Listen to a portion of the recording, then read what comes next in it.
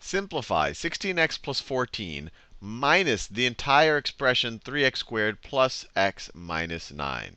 So when you subtract an entire expression, this is the exact same thing as having 16x plus 14, and then you're adding the opposite of this whole thing. Or you're adding negative 1. You're adding negative 1 times 3x squared plus x minus 9. Or another way to think about it is you can distribute this negative sign along all of those terms. That's essentially what we're about to do here. We're just adding the negative of this entire thing. We're adding the opposite of it. So this first part, I'm not going to change it. That's still just 16x plus 14.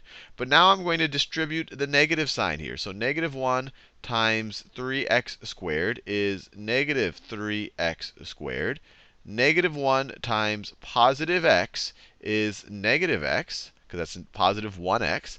Negative 1 times negative 9. Remember, you have to consider this negative right over there. That is part of the term. Negative 1 times negative 9 is positive 9. Negative times a negative is a positive. So then we have positive 9. And now we just have to combine like terms. So what's our highest degree term here? I like to write in that order. We have only one x squared term. Second degree term. We only have one of those. So let me write it over here. Negative 3x squared. And then what do we have in terms of first degree terms of just an x to the first power? Well, we have a 16x.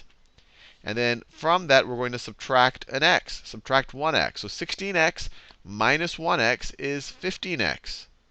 If you have 16 of something and you subtract one of them away, you're going to have 15 of that something.